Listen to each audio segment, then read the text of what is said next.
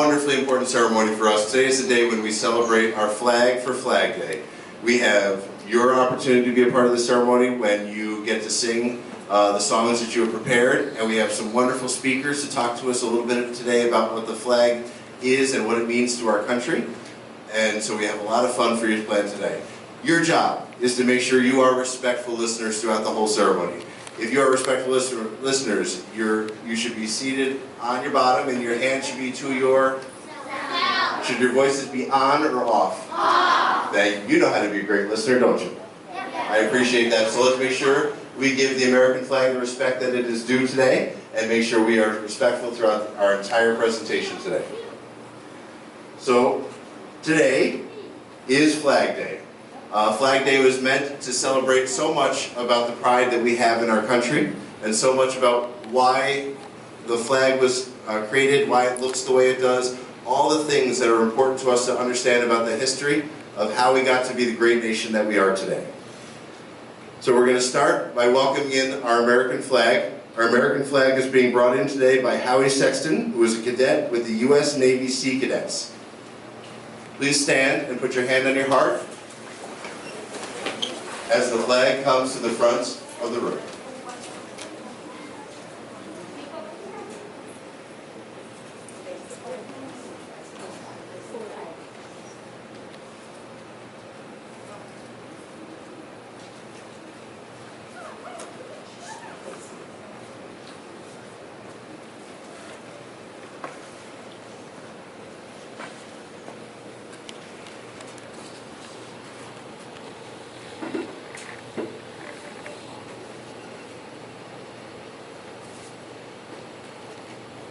Please remain standing and keep your hand on your heart as we all join together in saying the Pledge of Allegiance. I pledge allegiance to the flag of the United States of America and to the republic for which it stands, one nation under God, indivisible, with liberty and justice for all. You may be seated.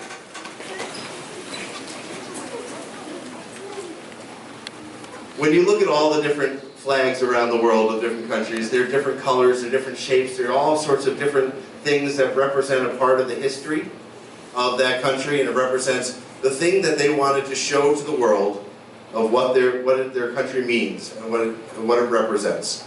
Our country is no different. Our flag is one of the most imitated flags around the world. The reason? Because our country was based on a very unique set of principles. A set of principles that says that we, the people, are in charge. It's not a king, it's not a queen, it's not one ruler. We, the people, are in charge of our country, and we make the choices to say how the country should be formed. I'm not going to say too much about the flag because we have some speakers today who are going to do that work for me, and they're going to do a great job, and we're going to give them a great big round of applause as they speak. But it's very important for us to remember that when you see the flag, it is not just a piece of cloth. It is something that represents the ideals of what this country stands for. It represents what we want to be. And it is not just about a past, it is about our future.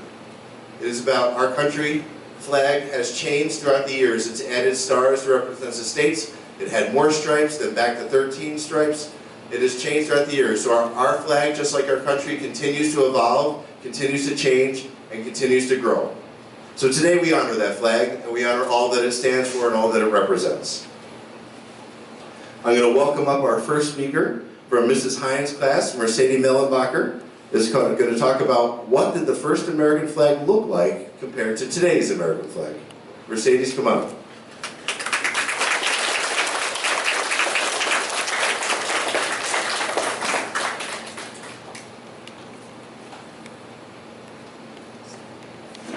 Since 1777, the American flag, also known as Old Glory, has been a symbol of strength and unity for the United States of America. Throughout its 237 years of strength in existence, the American flag has been officially modified 26 times for various reasons. These modifications have never changed this sense of pride Old Glory has always provided for the citizens of the United States.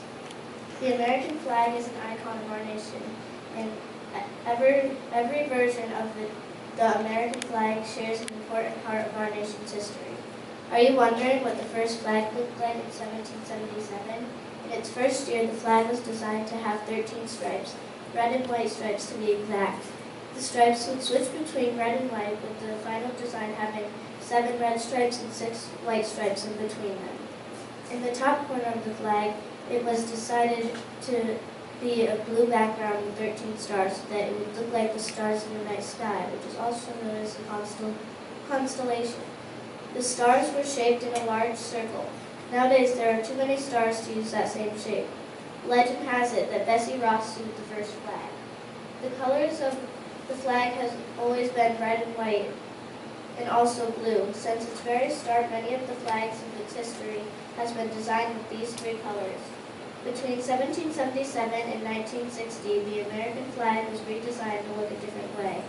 As the county has gotten older, it has welcomed new states to join in. When this happened, the American flag would add another star to design it to represent the new state. Do you know how many stars this flag has today? The answer is 50, just like the number of states now included in the United States. The flag today has the same 13 stripes to represent the 13 colonies and 50 stars for all the states.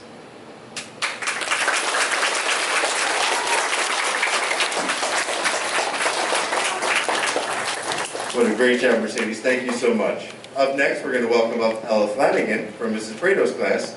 She's going to talk about what do the stars, stripes, and colors represent in our flag.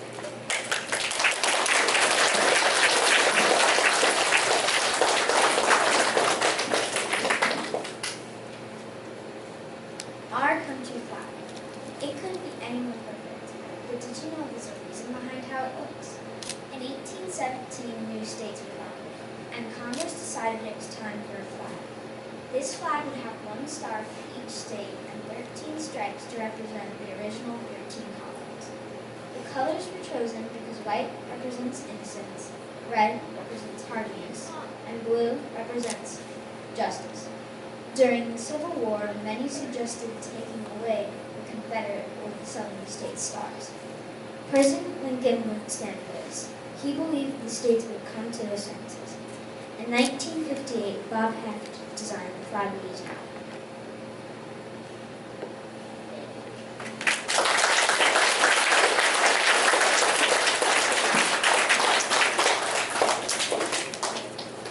Up next, we're going to welcome to the stage from Mrs. Veldhuisen's class. Our speaker is Anya Finicherio. She's going to talk about flag etiquette. Welcome, Anya.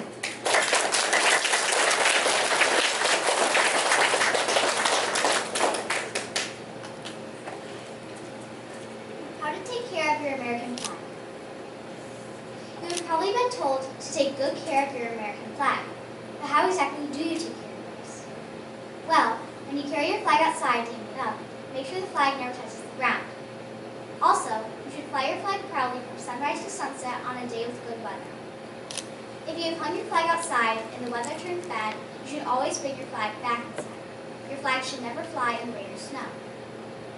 When you think about where to hang your flag, you should select a high place to hang it. If you have more than 1 flag to fly, the American flag should be flown on the highest point above the others.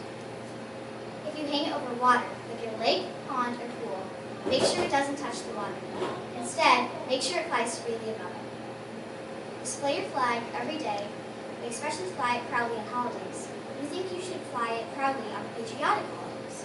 These include President's Day, Memorial Day, Flag Day, Independence Day, also known as the 4th of July, and Veterans Day. At the end of the day, bring your flag safely inside. However, if you do decide to fly your flag at night, make sure you shine a light on it. A special light shining on it can send the message to your neighborhood that you are proud to be an American. And always remember, the flag is a symbol of our country, so treat your flag with respect.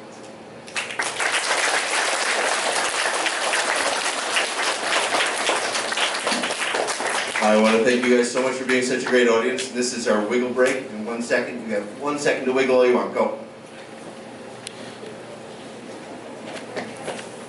And sit back down. Make sure our hands are back to ourselves. And we're going to welcome up from Mrs. Dory's class, Reagan Maxwell, who's going to talk about why is the flag always folded with 13 folds.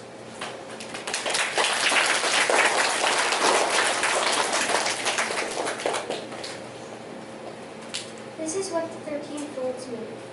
first fold of our flag is a symbol of life. The second fold signifies our belief in eternal life. The third fold is made in honor and tribute of the veteran departed our ranks and who gave a portion of his or her life in defense of our country to attain peace. The fourth fold exemplifies our weaker nature as citizens trusting in God. It is to Him we turn for His divine guidance. The fifth fold is an acknowledgement to our country, for in the words of Stephen Decatur, our country in dealing with other countries, may she always be right when it is still our country, right or wrong. The sixth fold is for where our hearts lie. It is with our heart that we pledge allegiance to the flag of the United States of America and to the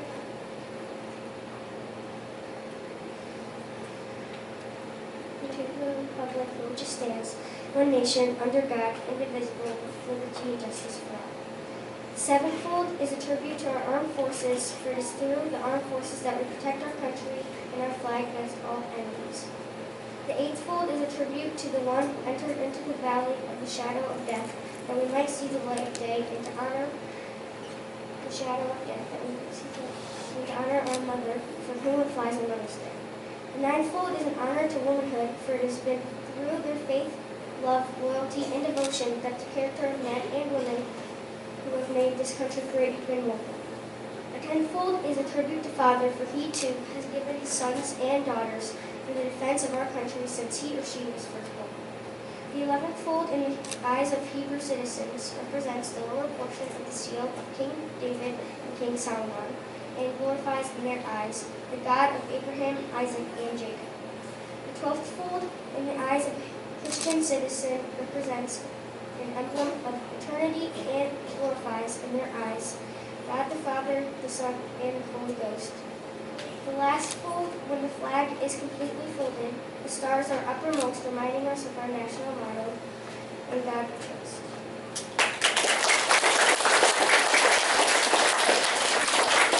Thank you, Reagan. Up next from Mrs. Boozman's class, Ava Bratcher is going to talk about who wrote the Star Spangled Banner and why.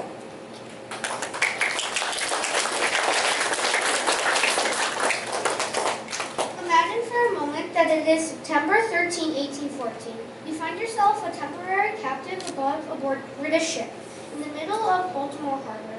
For the next 25 hours, you are a witness to the constant bombardment of cannon fire during a battle between the British Royal Navy and the American forces defending Fort McHenry. At the early light of dawn, you know that the United States flag still flies over the fort. Oh, say you see by the dawn's early light, what so proudly we hailed at the twilight's last gleam, whose broad stripes and bright stars through the perilous fight o'er the ramparts we watched were so gallantly streaming, and the rockets' red glare, the bombs bursting in the air, gave proof through the night that our flag was still there. Francis Scott Key was one such witness to this very battle. He wrote the poem called "Defense of Fort McHenry" early on the morning of September 14, 1814. The first verse of Key's poem became our national anthem. On March 3rd, 1930. Oh, say does the star-spangled banner yet wave over the land of the free in the home of the brave.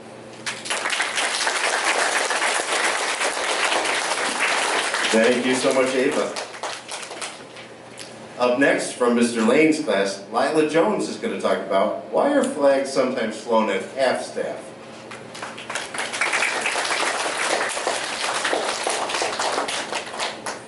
Flags are flown at half-staff as a symbol of national mourning or remembrance. They are usually flown at half-staff when a national figure dies, but they can also be lowered as a sign of sympathy or support for foreign nations going through periods of mourning. This tradition dates back to the 1600s when a British ship's captain died on his journey, and the ship lowered its flag to honor the captain. The president ordered the flags to be lowered to half-staff throughout the country, but the governors of each state can also order the flags to be lowered. How long the flag stays lowered depends on who or what is being remembered. There are certain days that the flag is always flown at half-staff. They are September 11th, Colonel Carter Remembrance Day on December 7th, Officers Memorial Day on May 15th in the morning. Thank you, Lila. Nice job. At this point, it gets to be your turn. You have been working on a song too, have you not? Yeah. Are we ready to present that song today? Yeah. All right, I'm going to turn it over now to Mrs. DeLore.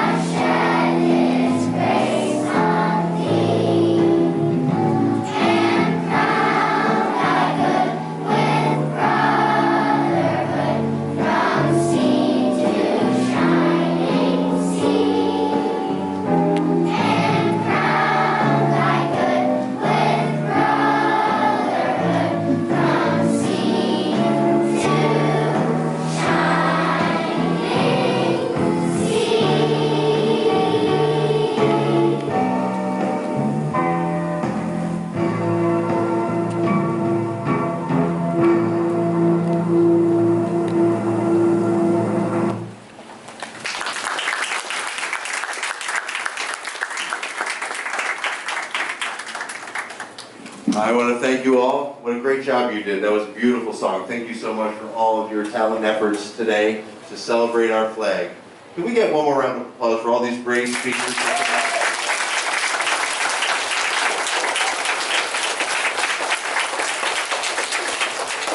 And can we give a great big round of applause to our music teachers for helping put all this together?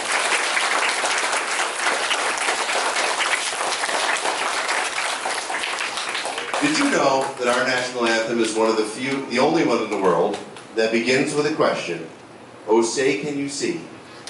and ends with a question, "Is the flag still there?" I believe those questions are a challenge to all of us, to try and say, what can we do to make our country the best place in the world? It will never be perfect, but if all of us keep trying to make it one little bit better, we can hold true to those ideals that started our country so long ago that said, we the people can make a more perfect union. We the people can make this country a better place for everyone. Thank you so much. Please wait for your teacher to dismiss you.